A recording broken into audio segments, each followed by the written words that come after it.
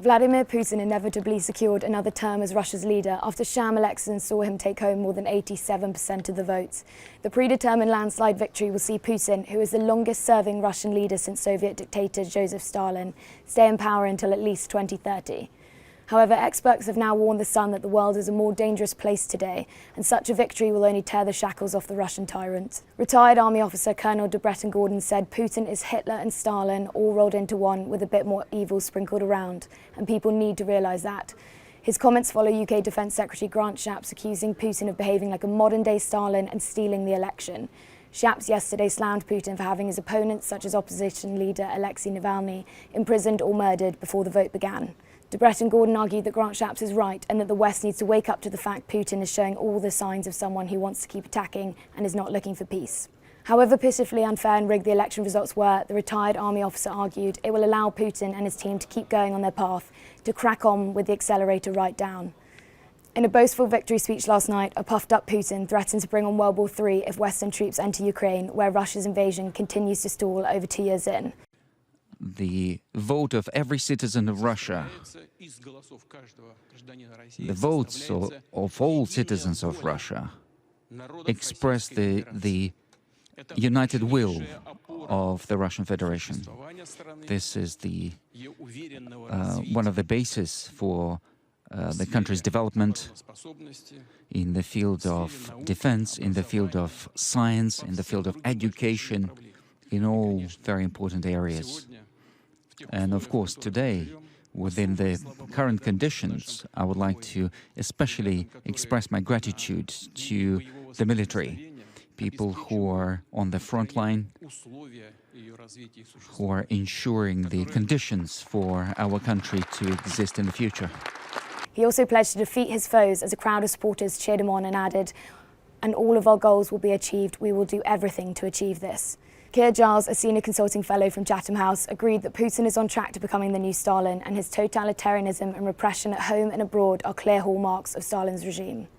However, the Russia expert pointed out moments across the last few days that still showed evidence of cracks in his regime, including the brave and bold individuals staging attacks at polling stations across Russia that saw voting booths set on fire, ink poured into ballot boxes, all as part of the Noon Against Putin protests. Meanwhile, British Foreign Secretary David Cameron has blasted the election results, stating they starkly underline the depth of repression under President Putin's regime, which seeks to silence any opposition to his illegal war. Ukrainian President Volodymyr Zelensky also claimed that Putin is simply sick for power and is doing everything in his power to rule forever. Mr. Putin obviously himself will be satisfied with the figure such as it is, and of course in the West everybody's decried that and said it's barely credible, for the simple reason that there were no opposition candidates really allowed to stand in this election. Mr. Putin, for his part, though, will no doubt see it as a vindication of the policies he's pursued in recent years, most particularly, of course, the war on neighbouring Ukraine, and I think he'll take this as a mandate to continue that and indeed even possibly to expand it. I think he'll be very satisfied that the election went off without any serious protests. His main critic, of course, Alexei Navalny, who died in prison recently under mysterious circumstances, supporters saying very clearly they believe that he was killed. The fact that they were able to mount any sort of serious disruption to the election, we did see these attempts to pour ink into ballot boxes. We did see some people heeding that call to come out as a form of protest at midday on polling day on Sunday, the main day of this three-day election. But ultimately, it didn't really amount to anything too much. I think probably a reflection of the fear which Vladimir Putin inspires amongst many people. But also, too, I think, given the lack of any kind of political pluralism in Russia, a reflection of the fact that he would possibly have won a fair election here, because it was difficult to see who would have stood against him, not least for that reason, but also because there was no effective opposition. So I think Mr. Putin will be pretty pleased with the way that things have passed off in the last 2 or 3 days. He represents a significant threat to European security. We don't need any proof of that from what we've seen over the last couple of years, and of course with the benefit of hindsight in terms of smaller wars like the annexation of Crimea in 2014 and the war on Georgia in 2008. As I say, that we can see a pattern building up here with these military operations getting more ambitious and more effective, more and more endangering European security as a whole. He is completely unchallenged at home, and I think he possibly feels that Russia now has the upper hand in the war in Ukraine. It has been gaining territory as far as we can tell from what's happening on the battlefield, and he will definitely see this as a vindication of his policy that he's pursued over the last couple of years. All that said, in the absence of any real election, it's difficult to know how seriously we should take these figures. A lot of people may have voted just because they thought it was easier to do that and probably safer to do that than not to. Whether Putin now has the mandate to expand and to have another big call-up, another big mobilization of the kind that was tried in September 2022 when the war was about 6 months old, really remains to be seen. That wasn't popular. Quite a lot of people chose to take the option of leaving the country rather than going into the army. But there's no doubt that Russia probably will, if it's going to continue and to expand this war, need greater manpower in the future. The point may come where a big call-up becomes a bigger political issue than it has been so far, particularly if the perception is at some point in Russia that the war is not going as well as Putin would have. Obviously, a lot of comparisons have been made with the fact that Putin and Stalin now led the country for a similar amount of time, or will have done after this 6-year term. We're talking about very, very different worlds, of course. We're talking Stalin was leading the Soviet Union at a time when it had come not long out of the revolution in the 20th century, when Nazi Germany was on the rise. It's a very different Europe from the one that we see today. That said, of course, Putin and of course Stalin's regime was murderous in the sense that it killed, hundreds of thousands, if not more, of its own people, as well as those who died in the Second World War. Some 26 million Soviet citizens dying then in a conflict that was much, much, much larger than anything that we see today. So, in terms of their determination to make Russia strong, to make it a major force in European politics, there are similarities in that sense.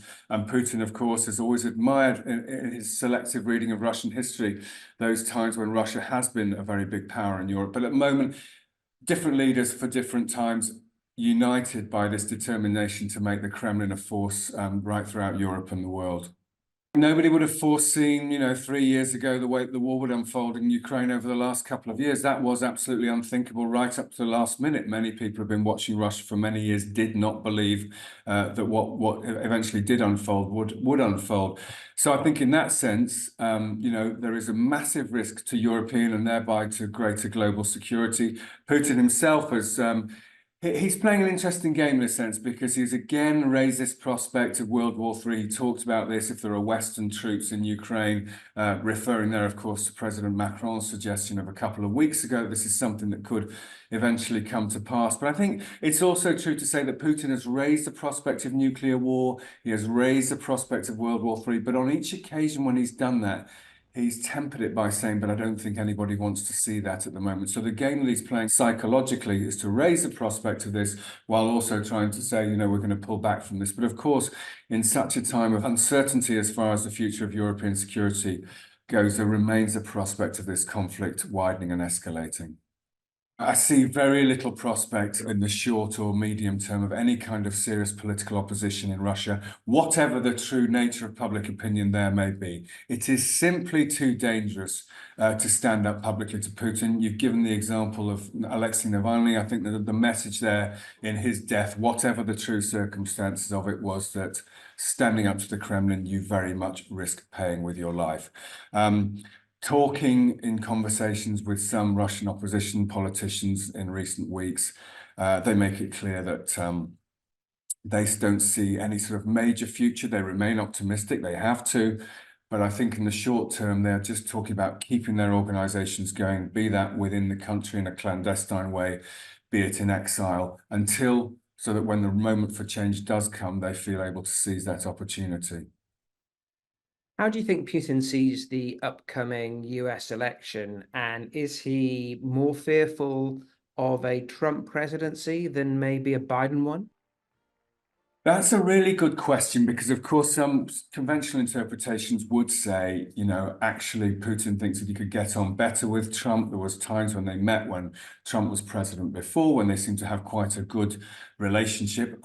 Cynics would actually say, well, that's because Putin was able to run rings around Trump, and particularly at that summit in Helsinki in Finland a few years ago. But I think there's another element to consider here too, and it is this. One thing that the Kremlin likes in international affairs is certainty.